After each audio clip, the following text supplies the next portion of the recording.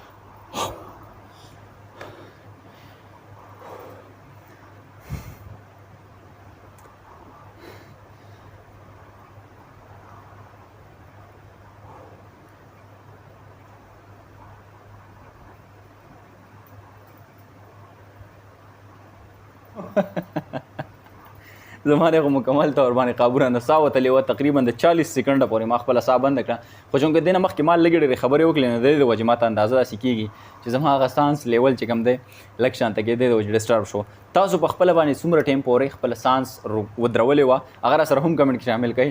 خو دا خو په خپله باندې د خپل ژوند انشاءالله ملاویږي نوي ویډیو کې تر هغه دمه الله کی اجازت الله پامان